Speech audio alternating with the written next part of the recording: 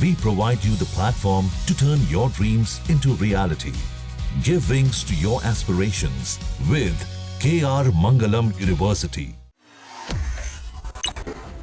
खबर भारत के supreme court के चीफ जस्टिस BR गवई के हाल ही में दिए गए एक ऐसे बयान के बारे में जिसमें उन्होंने कश्मीर को उसके पुराने स्वरूप में लौटाने की जरूरत पर जोर दिया है।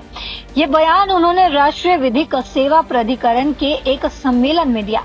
तो उन्होंने और क्या कुछ कहा है, ये जानने से पहले आप अपने फोन में दैनिक जागरण ऐप को इंस्टॉल कर लीजिए, क्योंकि यहाँ आपको सही और सटीक खबरें मिलती हैं।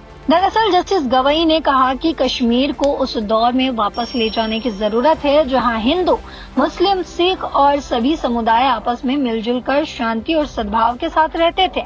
पिछले 35 सालों में कश्मीर में कई समस्याएं आई हैं, हिंसा और तनाव भी आया। जस्टिस गवई का कहना है कि इन समस्याओं को दूर करके हमें उस कश्मीर को फिर से बनाना ही होगा जहां सभी लोग एक दूसरे का सम्मान करते थे। ये एक ऐसा कश्मीर था जहां सूफी परंपराएं थी, लोग मंदिरों, दरगाहों और अन्य धार्मिक स्थलों पर साथ जाते थे। ये परंपरा भारत के संविधान में निहित धर्मनिरपेक्षता को बढ़ावा देती है। जस्टिस गवई ने ये भी कहा कि अगर लोगों को अपने अधिकारों का ज्ञान नहीं होगा तो उनके अधिकार बेकार हैं। यानी हमें ये समझना होगा कि संविधान ने हमें क्या क्या अधिकार दिए हैं। नालसा इस दिशा में काम करता है। ये संस्था देश के दूर दराज के इलाकों जैसे लद्दाख, पूर्वोत्तर और राजस्थान तक लोगों को उनके कानूनी अधिकारों के बारे में जागरूक करने की कोशिश करती है। जस्टिस गवई ने जोर देकर कहा कि जब तक देश का आखिरी नागरिक तक अपने अधिकारों के बारे में नहीं जानता, तब तक न्याय का असली मतलब पूरा नहीं होगा।